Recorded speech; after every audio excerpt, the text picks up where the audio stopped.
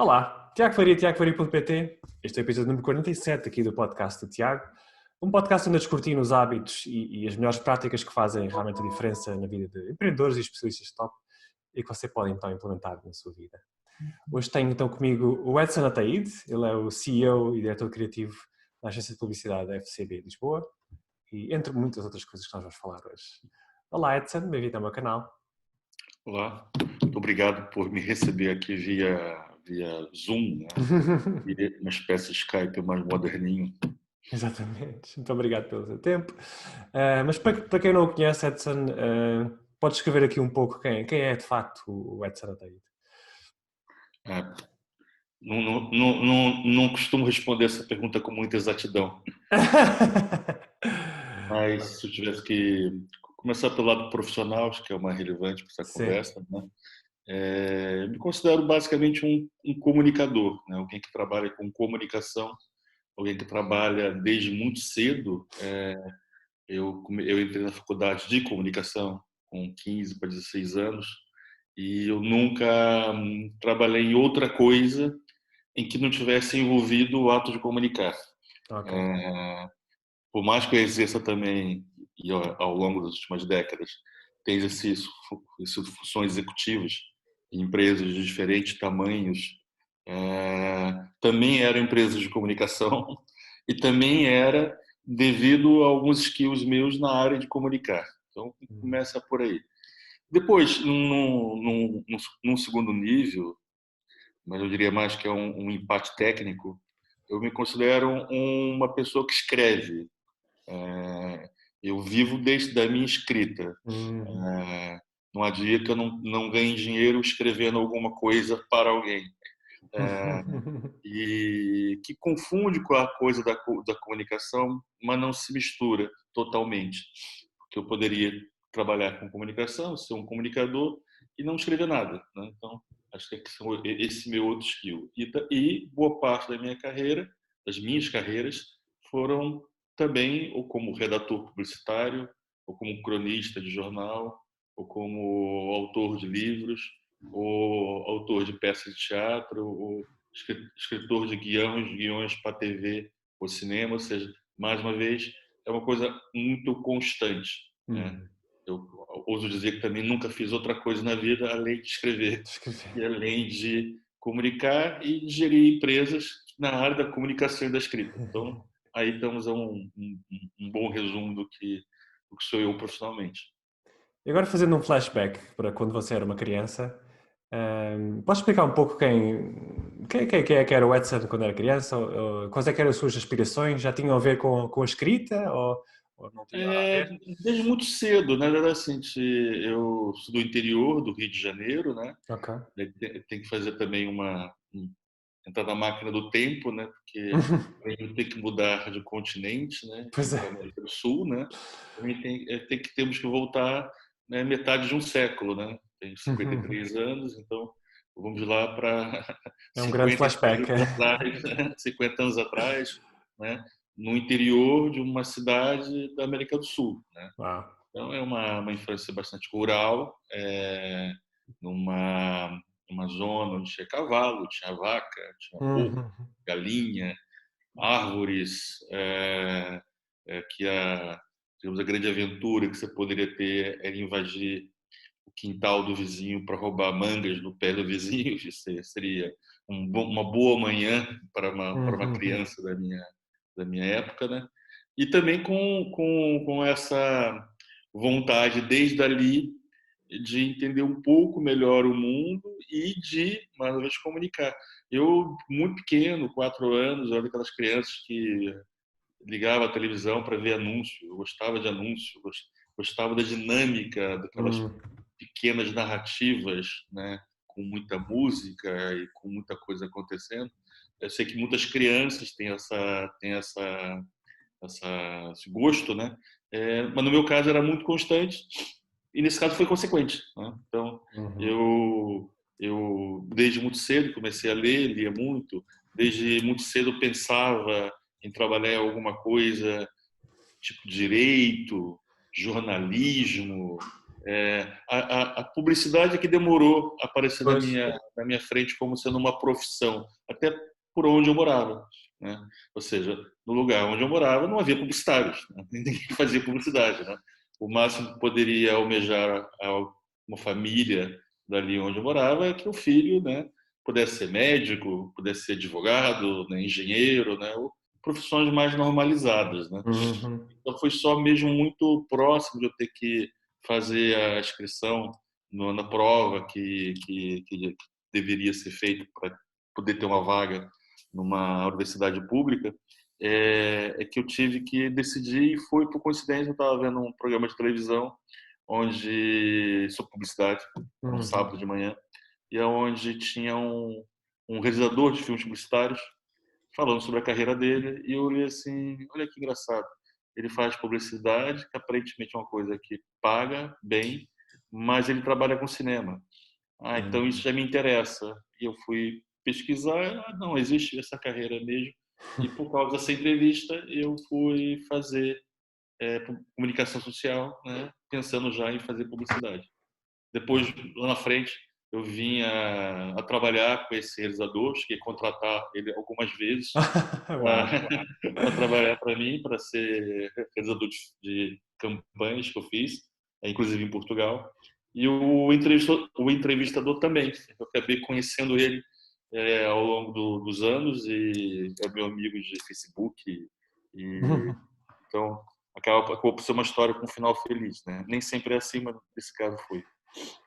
Muito engraçado. E como é que se deu então essa mudança para Lisboa? Foi logo após a faculdade?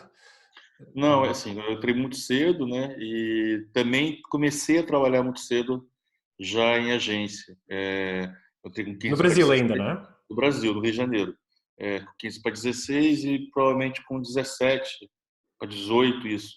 Eu estava já estagiando, porque eu tinha participado de um concurso de criação de campanhas publicitárias e ganhei esse concurso. E com esse concurso eu ganhei o direito de encher o saco dos jurados, que eram publicitários, e pedir um estágio.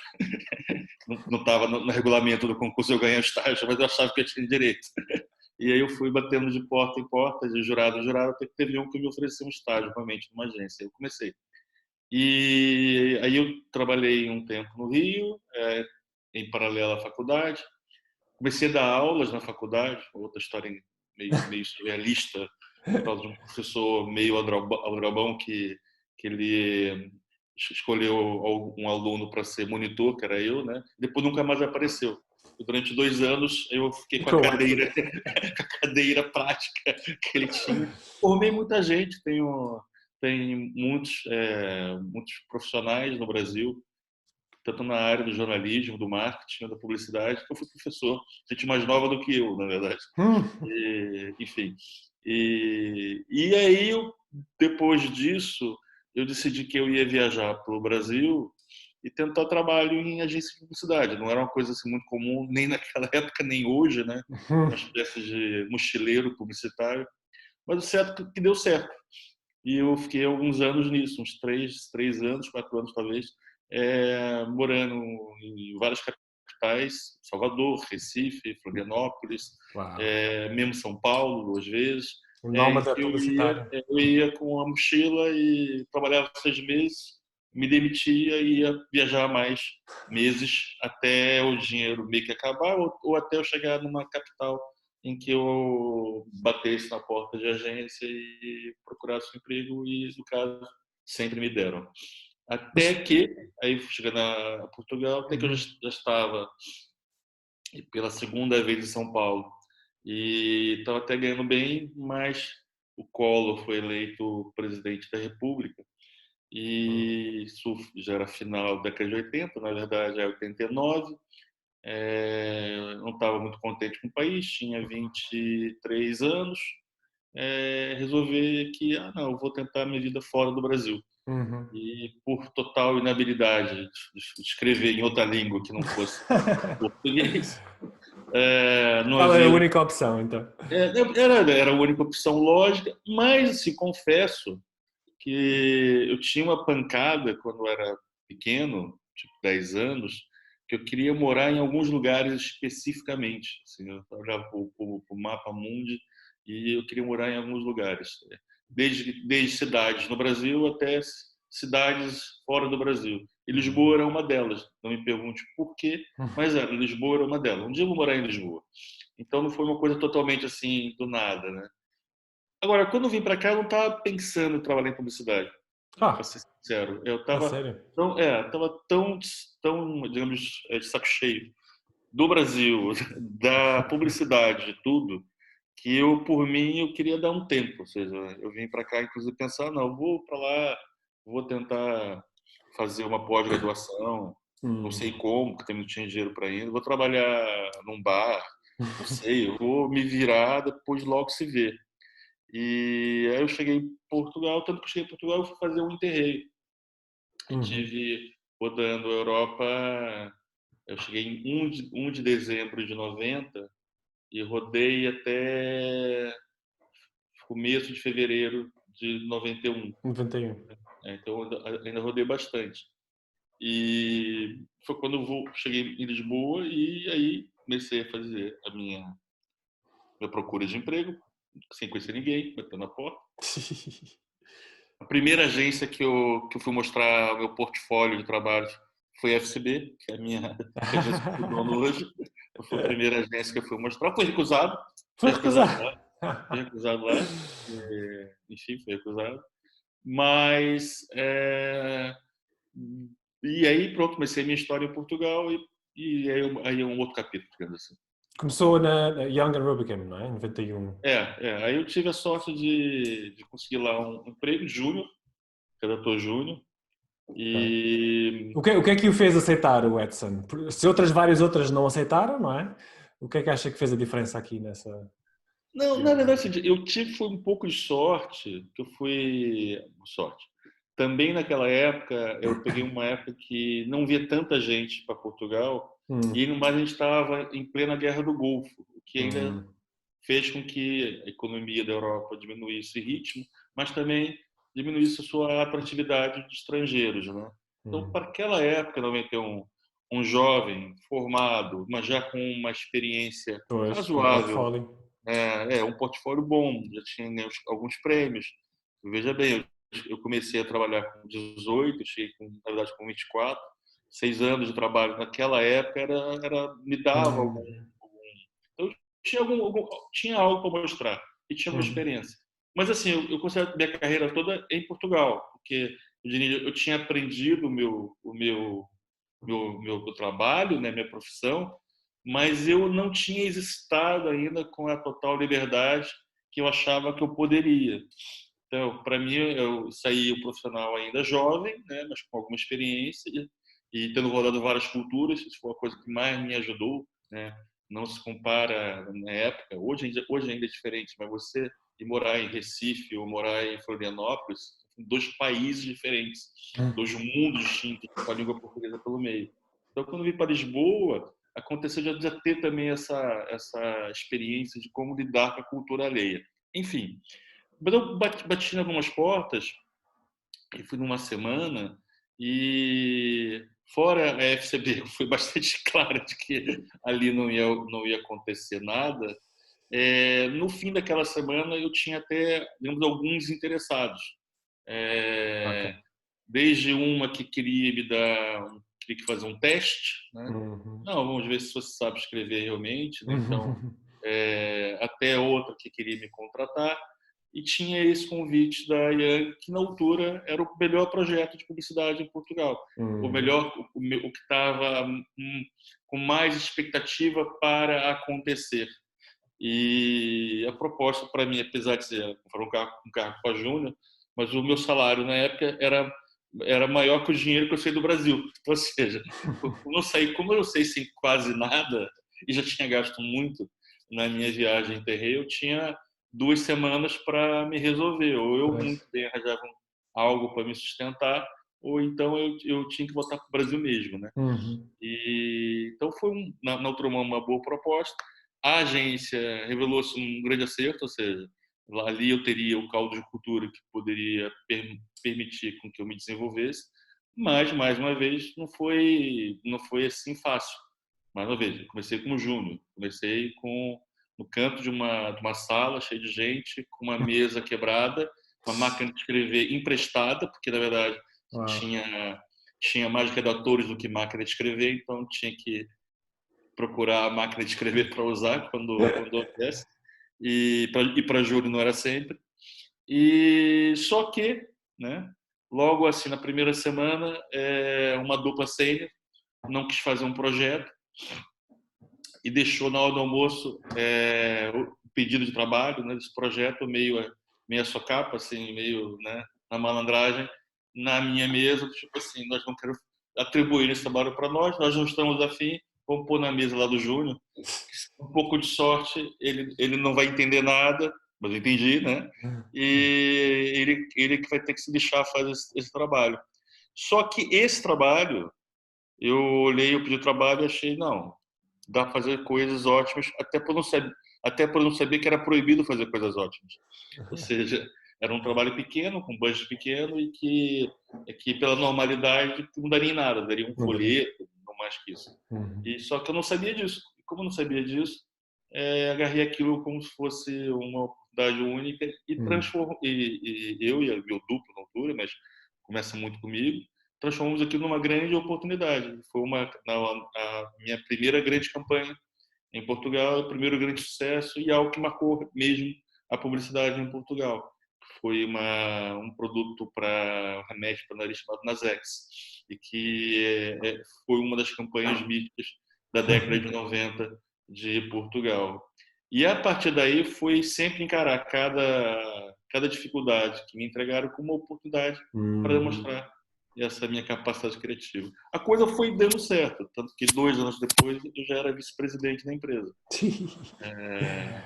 Não foi um cálculo, não foi um objetivo, chega até a ser meio caricato, mas a verdade é que foi O um que é que acha período. que levou lá mais rápido do que o comum? Houve alguma coisa que fizesse a diferença? Uma atitude Acho sua? que fez a diferença.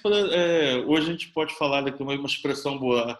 Há 20 anos atrás, não se pode dizer, deu um match entre O o match? país e o meu eu profissional. Deu um match entre o que o país queria comunicar e os meus skills de É. comunicador. Isso acontece, não é uma vez. É raro acontecer, mas quando acontece é muito forte. Ou Uhum. seja, de algum jeito, tudo que eu fiz antes me preparou para chegar aqui e exercer a minha atividade, a minha profissão. Não sei, se eu tivesse ficado no Brasil, teria dado certo? Não sei, Uhum. talvez. A ideia que eu tenho é que sim, porque o trabalho que eu fui fazendo cá ao longo dos anos me qualificava também do Brasil. Mas o certo é que essa total entrosamento entre a cultura portuguesa, Uhum. os, os, as paredes que tinham que ser quebradas e não outras para que a coisa andasse, é uma coisa que eu me identifiquei muito rapidamente. Foi Uhum. meio orgânico, foi muito orgânico. Óbvio que teve muita chateação pelo meio, teve Pois, os exatamente. dias que eu quase perdi o emprego. Teve dias que realmente eu fui avisado, você perdeu o emprego, só que depois não perdi. Algumas linhas eram arriscadas, mas era assim, mais uma vez, quando você é jovem, né, eu sempre tinha essa coisa muito concreta, eu tenho, na altura, 24, tenho 25 anos, eu quero mais ver até onde eu posso ir, eu não vou ficar Uhum. perguntando, quer me mandar embora? Me manda embora, eu vou procurar emprego em outro lado, se não conseguir, vou embora. Né? Aquele cigano, que é um cigano lá do Brasil, servia também para isso, para Uhum. não ter Não ter medo de arriscar, não é? Exato, né? Você viu, o mundo é grande, é só pensar, o mundo é grande. Se não der certo aqui, vai dar ali. E deixa eu em frente. Ou seja, lá Uhum. um pouco mais, eu tento me estabilizar. Eu nem tinha noção, nem tinha ideia que eu ia ficar, digamos, para sempre em Portugal. Eu, no início, ainda achava, como qualquer imigrante, ou seja, isso aqui é uma questão de meses, depois 2 anos, uma vai. questão de anos, né? A minha geração é um pouco diferente da sua, por exemplo, né? A gente não tinha tão clara essa coisa de ficar andando pelo mundo, né? Não era uma geração nômade. Eu era, mas a geração não era assim. Sim, sim. Então, mudar de país já era uma vez já era o máximo, ou seja, né? Ficar mudando toda hora não. Mas eu tinha essa no mínimo esse mindset. Depois teve esse lado, né? E teve também uma perspicácia minha de saber que mais do que uma revolução no sentido de quebrar coisas e com granadas, acho que era mais uma revolução dos cravos, né? Como conseguir quebrar as coisas, revolucionar, sendo afetuoso, criando novos lugares, mais que destruindo os lugares que haviam. Então, por mais que nessa época foi uma época um pouco dura para mim, que, como é óbvio, quando você chega numa indústria e você vai ajudando ela a ir para outro patamar, muita gente fica pelo caminho e não é uma baixa direta, não é nem ninguém que você conheceu, né? São outras pessoas, outras empresas que vão perdendo posição. Então, tive um período meio duro, que não era muito fácil. Havia quem não gostava de mim, quem nunca me conhecia, nem ter trabalhado comigo, meramente porque indiretamente eu atrapalhei a vida profissional delas, mas não era por maldade. Claro. Não foi para alguém que eu não consegui, eu tinha essa coisa, eu criei meu lugar. Eu não tirei o lugar de ninguém, ou seja, Claro. eu tive essa vantagem, né? Porque eu trabalhei em poucas empresas, esses anos todos que estou em Portugal. Eu passei por poucas organizações. Eu nunca saí de nenhuma para ir para outra, também é outra coisa. Sempre saí de uma para um período sabático, para uma empresa de outra categoria, de outra indústria. Eu nunca tive a sorte, ou o azar, não sei, de trocar uma empresa pela outra, logo trocar uma equipe pela outra. Então, tive essa coisa de navegar pela sociedade portuguesa, causando Tá o bom. menor tipo de dano possível. Você há pouco falou na minha geração. Eu lembro que na altura eu tinha 12 anos, era na altura do Euro 96, do europeu, não é? E foi na altura que aconteceu o clássico da Telecel, não é? O Touchin. Para mim, quero contar um pouco sobre esse épico Trabalho? momento. Não, esse trabalho representa muito, ele é muito emblemático de uma fase, né, do mundo da publicidade, Sim. cidade de Portugal, de certa maneira também na minha carreira. Tem alguns dados curiosos, né, como por exemplo, ele ele foi o último trabalho meu na Young Hub. Ah, Não foi o foi, último. não foi o último trabalho que eu fiz lá, Foi o mas foi o legado. último que foi para o ar, porque na verdade eu tinha um período muito produtivo na IEM, um pouco antes da minha saída, e que também representou minha saída temporária da publicidade, porque eu já não estava mais em Portugal, estava em Portugal e Espanha ao mesmo tempo, estava dirigindo a criação do escritório da Young de Barcelona, Madrid e Lisboa, e fiz a campanha como teste para primeiro-ministro. E, entretanto, ele ganhou. E ele me chamou para participar do governo e eu aceitei. E aí, então, eu larguei minha carreira publicitária e a Young, a carreira publicitária ao mesmo tempo, né? Voltei para Lisboa e pensei, olha, esse cara já não volta a trabalhar em publicidade. E depois até, eu fiquei no governo uns 6 meses, eu pedi para sair, aí eu fui para o Grupo Lusomundo, para o Diário de Notícias, né? E tive uma carreira como administrador de jornais e Jornais. rádios e revistas. Ou seja, né? Mas voltando para o Toship, que a pergunta ele com isso, foi um período muito produtivo em que eu estava muito à vontade com essa coisa de brincar com Portugal, de encontrar personagens, encontrar com coisas muito quase que folclóricas, Ah, típicas. sem o ser, ou seja, contextualizando para os dias daquele momento, para a contemporaneidade, né? Então havia uma linha de trabalho meu que era constante. Haviam várias linhas. Uma era esse buscar da Portugalidade, que era algo que tinha sido apagado da cultura de massa e da publicidade. E eu comecei a resgatar isso quando cheguei, mas só mesmo ali pelo 94, 95, eu comecei realmente a provar coisas, né? E o humor, que era também uma coisa que estava em desuso quando eu Pouco cheguei, usada. e que de repente, não, vamos fazer, até porque as pessoas gostavam, etc. Tal.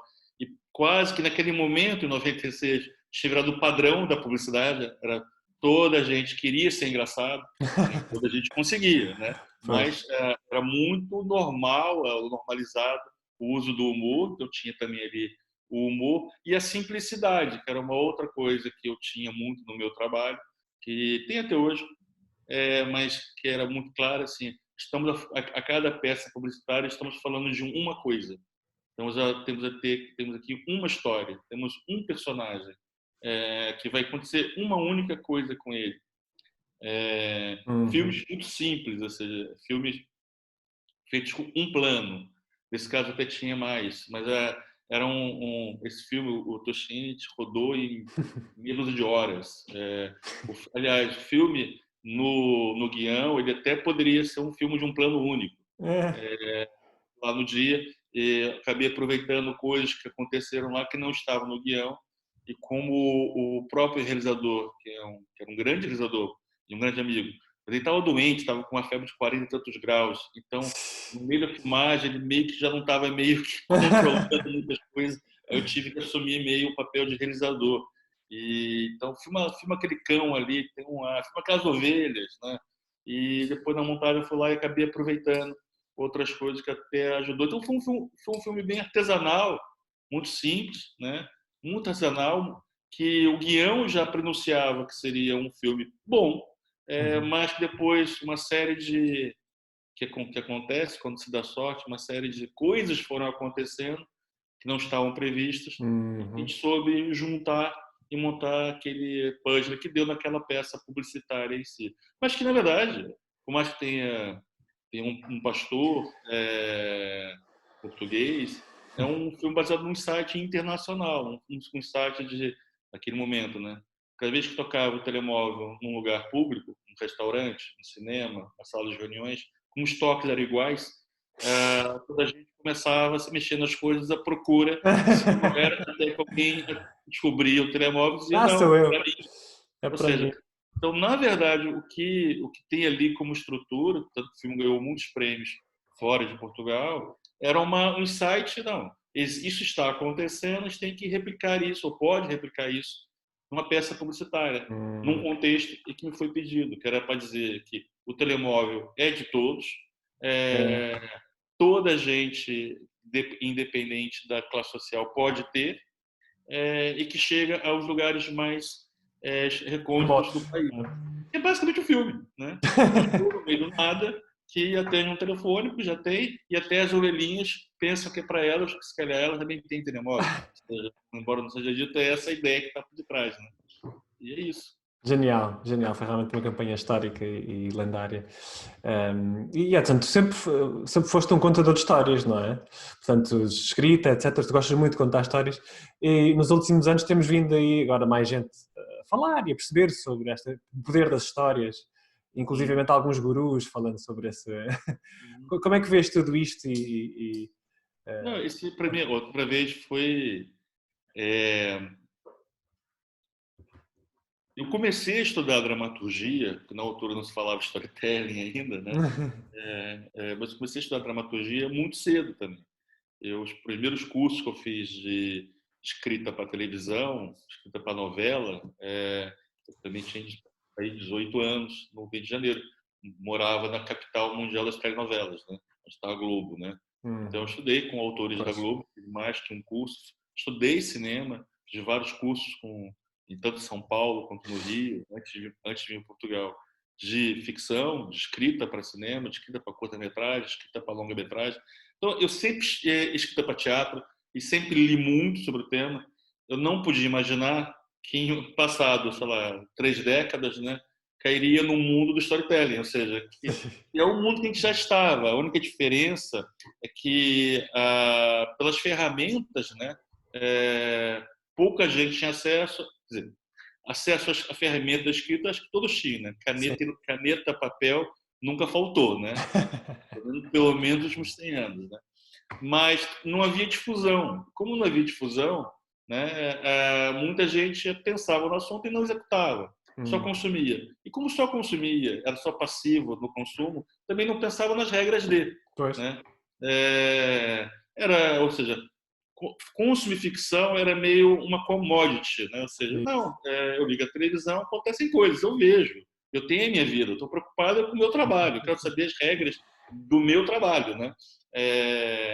Eu resolver as regras dos meus problemas de vida, né? Eu quero lá saber como é que se escreve um melodrama ou como é que se escreve uma comédia. No meu caso, não era assim. Ou seja, eu já estava estudando isso desde muito cedo e estava tentando aplicar no meu trabalho.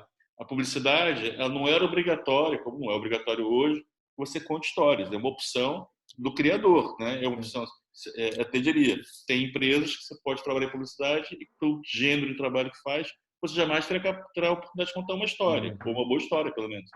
Então, você tem que procurar as empresas que permitem isso. Né?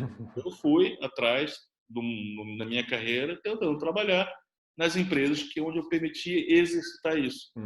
Mais recentemente, ou seja, eu comecei quando ouvi a primeira vez o termo storytelling e a aplicação dele na publicidade, e eu olhei assim, olha, isso aqui é interessante, isso encaixa muito bem com o que eu já vinha estudando, dá até um novo objetivo. Então, eu comecei a aprofundar mais na pesquisa do tema e a preocupar-me mais em formar pessoas nesse caminho. Ou seja, mudou um pouco a minha atitude profissional, que antes era uma coisa que eu sabia e tentava exercitar, e passou a ser uma coisa que eu sei, tento exercitar, tento continuar a aprender, mas que eu ensino também para as minhas equipes. Isso é uma novidade. Né? Não era algo há 20 anos atrás, no tempo do Toshin, não era um skill que alguém procurava desenvolver no outro. Né? Ou você tinha ou você não tinha. E era muito também... E tinha gente lá, como agora, que tem instintos para... Mas aconteceu uma coisa que eu sempre achava curiosa lá atrás e me incomodava, daí eu continuar estudando, que eu não quero cometer uma coisa. Ou seja, eu não quero, sei lá, um dia fazer um tostinho e não saber nunca mais como é que eu fiz aquilo. Né? É uma frase de um publicitário brasileiro, eu gosto muito, que se você der uma máquina de escrever para um macaco, há uma probabilidade matemática de algum dia ele, no infinito, né, datilografar um poema de Shakespeare. Ou seja, né, matematicamente há essa probabilidade. A probabilidade. Né? O problema vai ser ele escrever o segundo soneto. Ou seja, o primeiro ele vai conseguir, mas quando é que ele vai escrever o segundo? Tá? Então, tinha já isso muito, muito arraigado, que eu queria aprender a técnica, fórmula, não é? As fórmulas, o entendimento, como é que eu posso transformar isso num skill que eu possa desenvolver sem tantos problemas. Então, eu continuei nesse estudo, que hoje é muito bom, ou seja, eu me sinto muito seguro hoje, seja qual seja a ferramenta de trabalho, eu continuo estudando. Por exemplo, há 10 anos atrás, eu larguei outra vez uma agência que eu era vice-presidente aqui em Portugal, que era o Guild, fui para Los Angeles estudar cinema. Tive nos Estados Unidos quase um ano, Los Angeles bastante meses, morei lá para estudar cinema e depois fui exercitar. Então, fiquei alguns anos fazendo publicidade, exercitando a escrita de ficção. Escrevi 2 romances, publiquei 2 romances, escrevi uma peça de teatro, fui ver essa peça ser encenada, escrevi guiões para cinema, ganhei um prêmio grande no Brasil de escrita para longa-metragem. Ou seja, quando eu regressei à publicidade há 5 anos atrás, eu tinha ficado um hiato muito grande, sem trabalhar em publicidade, mas trabalhando em storytelling. E isso, para mim, é muito relevante. Muito bom. Tu falaste há pouco em prémios também. Isso foi algo que sempre me fascinou no mundo das agências de publicidade, não é? Um mundo à parte, cheio de prémios, glamour.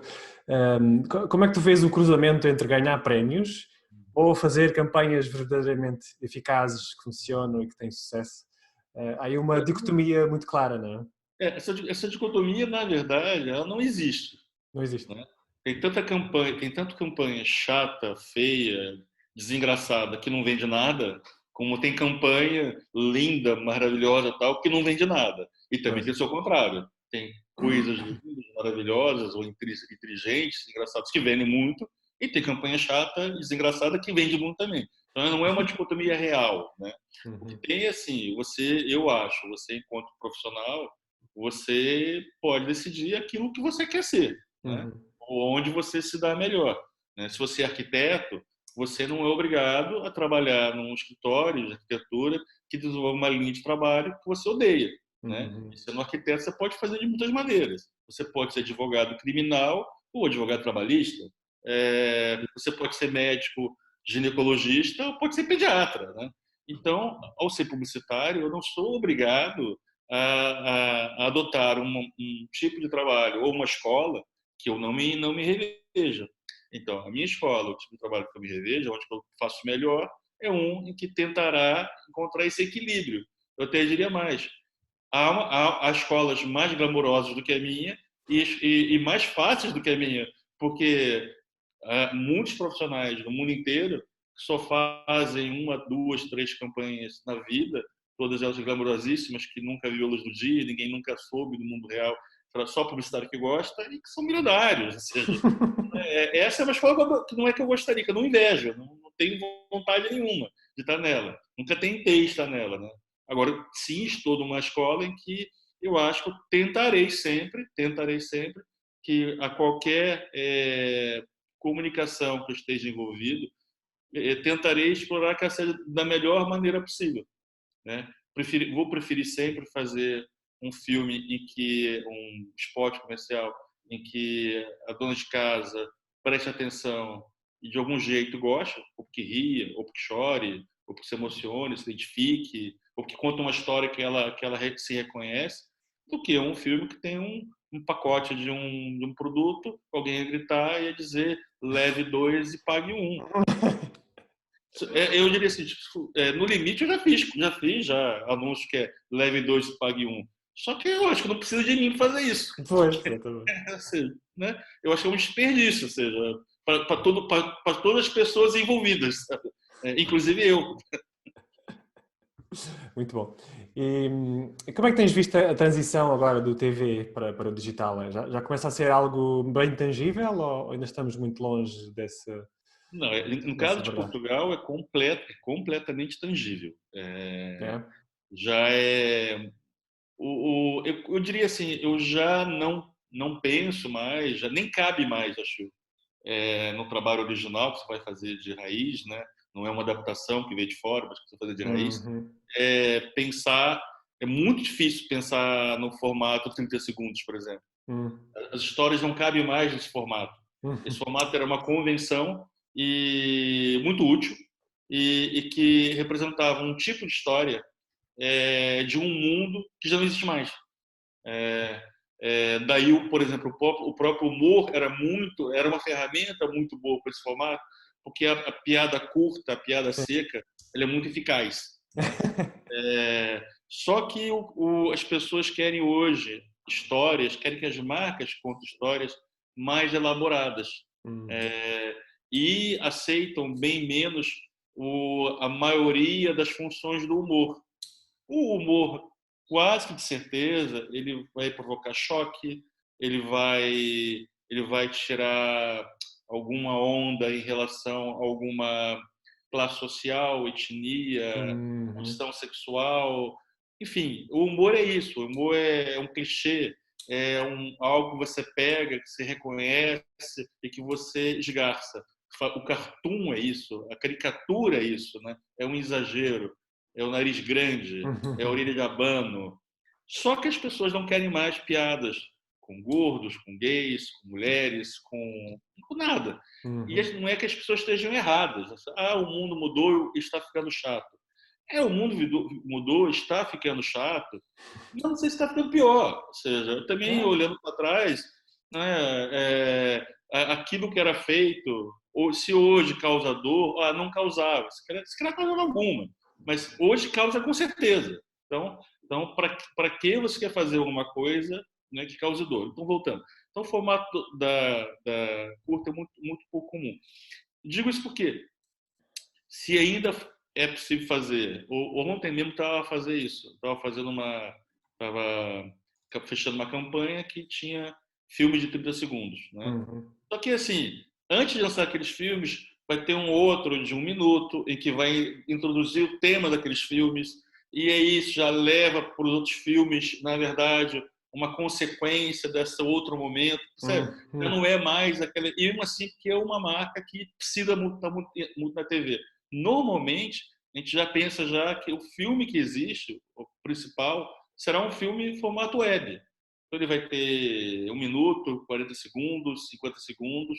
Ele vai contar bem a sua história, ele vai ter sua visibilidade na web e terá sua redução à televisão. Ou seja, a televisão, via de regra, hoje já é um meio complementar, já Uhum. não é necessariamente o principal. E se ele for o principal, ele tem que ser complementar, ele já é complementar numa história maior que não começa nem termina na TV. Uhum. Essa é uma diferença real. Como Portugal é um país geograficamente pequeno, torna ainda mais obrigatório você estar preocupado com isso. Um país de dimensão, tipo Estados Unidos, Brasil, você pode ainda ter uma sobrevida muito grande dos meios macros, né? Mas países de menor dimensão geográfica, de menor população, a disseminação da web, das redes sociais, o Facebook hoje é a grande televisão de Portugal, né? A pessoa está ligada no Facebook o dia inteiro, em qualquer lugar. A Pois. televisão não, estará ligado. Você tem que ter uma certa idade para estar ligado à televisão e continuará tendo certos horários, né, para o É. consumo televisivo, né? Enquanto que o Facebook está aberto 24 horas por dia. Exatamente. As pessoas entram e saem toda hora. Então, assim, é uma grande televisão hoje.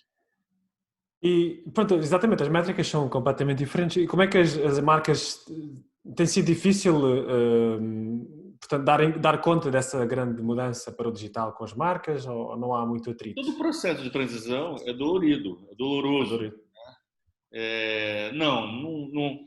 Não há. E as marcas, eu falo marcas, tem pessoas das marcas, né? Pois, São claro. os acionistas, os administradores, os Uhum. diretores, né? Sejam de marketing ou não, né? São pessoas que querem certezas, né? Já Pois. que eu vou pôr meu dinheiro em alguma coisa, eu quero certeza.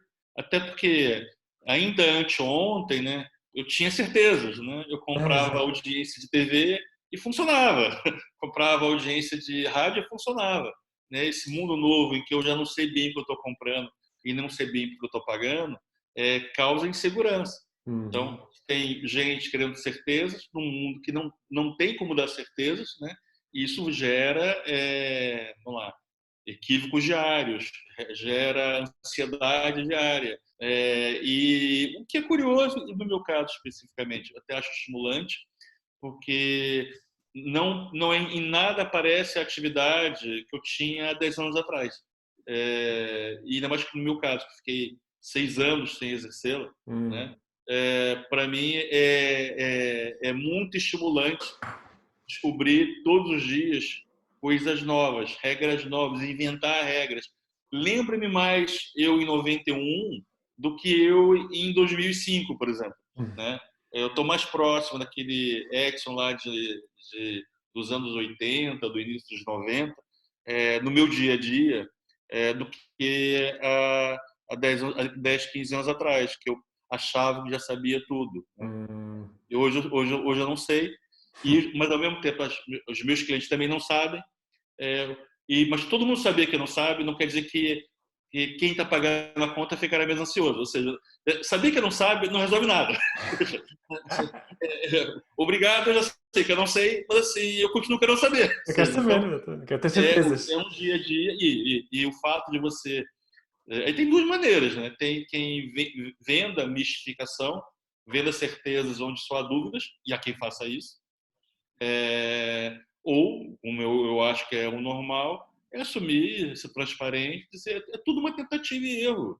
Uhum. Eu não tenho como te dar certeza absoluta de nada, porque eu não tenho certeza de nada. O único que eu posso dizer é que meu instinto diz que poderá funcionar, Uhum. né?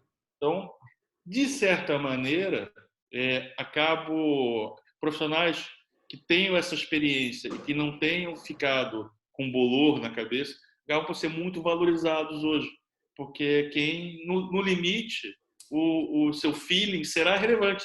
será tão científico quanto a ciência. Pelo menos ele já viu o vento, tem várias direções e tem, no mínimo, no fim do dia, aquele skill de colocar o dedo e ver para que lado que o vento vai, né? Para cá e vamos.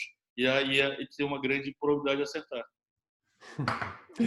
Agora, um pequeno desafio, Edson. Imagina que uma empresa pequena, que não tem um budget muito grande, um negócio pequeno, mas quer fazer um anúncio em vídeo, talvez para o digital, o que quer que seja.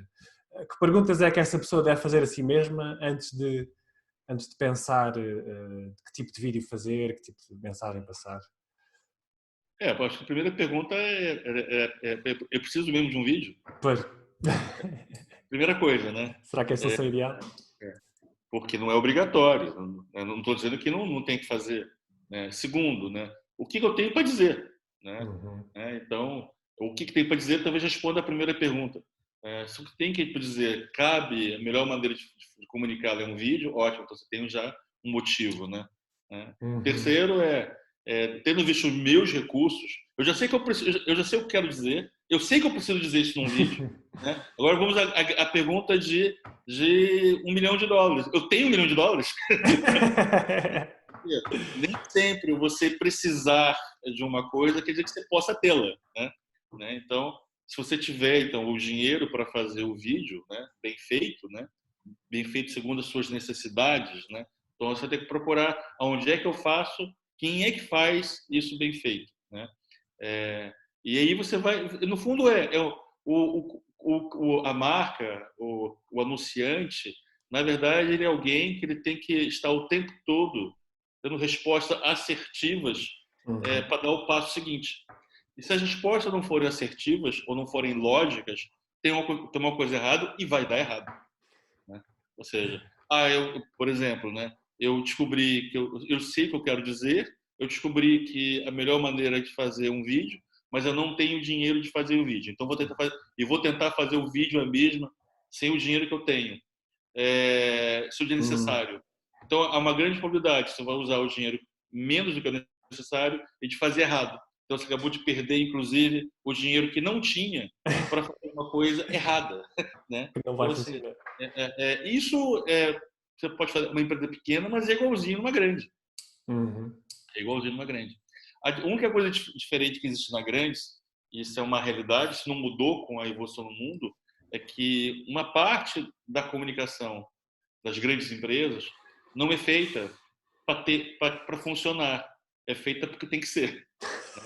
Eu uso a metáfora do transatlântico, né?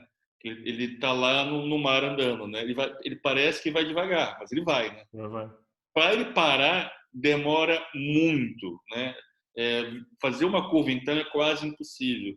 Então acontece muitas vezes nas grandes empresas que entre você pensar em fazer uma comunicação e ela está pronta para ir ao ar, mais valia você já não pôr no ar. Só que vai ter que pôr no ar já, porque já foi comprado o espaço. E aí isso acontece, e é com uma regularidade que você liga a televisão e você abre um jornal e fica assim, mas por que alguém fez isso? Eu não estou nem entendendo por que está vendendo isso hoje. Né? Eu até entenderia isso 6 meses atrás, mas hoje, por que estão falando isso? Eu não estou entendendo. Ninguém está interessado. Isso acontece com alguma frequência. Oportunidades perdidas. Edson, estamos a chegar ao final. Se os nossos ouvintes tivessem que levar um insight-chave consigo desta entrevista, qual é que você escolheria? Do ponto de vista dos anunciantes. Do ponto de vista anunciante, né? Eu acho que é possível, que é perfeitamente lógico e é recomendável que os anunciantes acreditem em pessoas, em profissionais que saibam comunicar, que contrate as pessoas para trabalhar com elas dentro das suas empresas, né? E também contrate em outras empresas, né? Nos skills que for necessário, essas pessoas. Mais uma vez, não tem que contratar né? Não tem que contratar alguém com o meu perfil. Cada pé tem o seu chinelo. Ou seja, eu não vou o meu número de pé não é igual ao de toda a gente, né? Então nem toda a gente vai ser feliz a trabalhar comigo. Mas acho que tem que tentar procurar não só internamente. Se o seu diretor de marketing não gosta de comunicação, você tem um problema, né, você tem uma pessoa que está na função errada, né? Ela Uhum. não vai saber comunicar bem para o consumidor, porque ela não gosta disso, né? Aliás, Exato. se o diretor de comunicação hoje, Marco, não gostar de pessoas, você tem um grave problema. Ou Ui, seja, pois. ela fará uma comunicação que tem tudo para dar errado. Ela tratará mal as empresas que têm que trabalhar na comunicação, seja uma agência de PR, ou uma agência de publicidade, ou o que for. Então, assim, é muito importante que haja do lado do cliente e do lado das agências pessoas que saibam fazer coisas, que queiram fazer essas coisas e gostem de fazer essas coisas. E que haja, Uhum. outra vez, um match das duas equipas, ou das várias equipas, né? Quando tem alguém no meio, basta uma pessoa, basta só uma pessoa que está ali de engano, está ali porque é sobrinho de alguém, está ali porque sobrou na empresa, né? E nessa área será algo muito doloroso para todos os envolvidos, nomeadamente o consumidor, que não vai entender nada Uhum. e vai se calhar provavelmente querer comprar outra marca ou querer comprar a sua por um preço muito barato, porque você na verdade aparentemente não vale nada, porque você não sabe comunicar e não sabe atrair, né? É essa a paga que o consumidor dá para uma marca, né, para um anunciante que não sabe anunciar, né? Então é algo muito caro. Então recomendo isso, recomendo que trabalhe com pessoas que gostam de comunicar, seja de que lado da mesa for. Muito bom, espetacular. É sério, e nos últimos 5 anos, lembras-te de ter criado algum novo hábito que tenha melhorado a tua vida pessoalmente ou profissionalmente de alguma maneira? Sim, andar, Andar andar, muito. andar muito. Acho que Lisboa tornou-se uma cidade que incentiva muito o andar. É verdade, é verdade. Ela promove o andar, que ela Apesar de e ser tudo colinas e colinas. mas assim, mas eu tenho um pouco de sorte, né? Que eu, por acaso, os meus percursos são muito planos, né? Ah, teve sorte então. Podendo não ser. Mas ano passado, por exemplo, só com um aplicativo medindo só de ir e voltar do trabalho, né? Eu andei quase 400 quilômetros ano passado, né? Só Poxa, nesse pequeno andar do dia a dia, tentando olhar um pouco mais para o lado e ver as pessoas da minha cidade. muito bom. E se tivesses que oferecer um livro de marketing, publicidade, o que quer que seja, Hum. escolherias algum específico? Olha, sem querer, passe a publicidade, eu vou recomendar um livro meu. Claro. Não, é porque uns poucos em Portugal, né, escritos sobre o tema, mas também porque é um livro de autoajuda profissional, é um livro que não é só para publicitários, é um livro para quem entender publicidade, mas quem entender também como é que você pode desenvolver uma carreira numa atividade bastante competitiva, mas sendo isento, sendo honesto, sendo trabalhando. Chama-se A Publicidade Segundo Meu Tio Olavo. É um livro que Ok. é muito adotado em universidades, no Brasil, por exemplo. Eu descobri outro dia, eu nem sabia. Estava conversando com um rapaz que estudou em Recife. Ele falou: não, a minha faculdade tinha 20 livros teus lá. Eu nunca peguei para ler, mas estava lá 20 livros teus. Eu nem fazia ideia Estava lá disso. o seu nome. Estava lá no livro. Mas é um livro que eu recomendo muito para quem gosta de publicidade, mesmo que não queira ser publicitário. Boa. Fantástico, Edson. Como é que as pessoas podem saber mais sobre ti? Tens alguns links que queres partilhar? Social media? Assim, eu tenho por hábito de aceitar toda a gente que bate na minha porta, né? É, tanto no LinkedIn é só pesquisar meu nome, eu não Ok. tenho nenhum critério para aceitar. No Facebook, nesse momento, quase impossível, porque eu tenho 2 páginas e estão cheias, não tem como Cheias. aceitar. Uau. Isso que já fechei 2, porque já estava difícil de gerir 2. Então, o LinkedIn é o caminho mais fácil de ter acesso. Eu vou publicando todos os dias trabalhos, opiniões, artigos que eu tenha feito ou que eu vi e achei que é interessante. Então, uma página bastante movimentada. A página da FCB Lisboa, no Uhum. LinkedIn, que é nova, a gente acabou de fazer, Casa de Ferreira Espeto de Pau. Então, só mês passado, falei, gente, não tem uma página no LinkedIn, vamos fazer uma página no LinkedIn. Tá lá, uma fresquinha também, pedir e entra. E é isso, eu recomendo. Depois tem 2 páginas que é mais fácil de você aceder, que é a FCB Storytelling Academy que é uma página da FCB. Tem a página da FCB Lisboa no Facebook, também é fácil de seguir. A Storytelling Academy é um grupo, mas eu costumo aceitar desde que você responda uma pergunta, por que você quer estar aqui. Então, eu vejo que você existe e não caiu lá de paraquedas. E tem uma outra, e a Storytelling Academy é uma página dedicada a narrativas, algumas coisas sobre técnicas, outras coisas de ideia, de humor, para você associar com a contar histórias. E tem ainda a FCB Layoutorama, que é uma página dedicada a artes gráficas.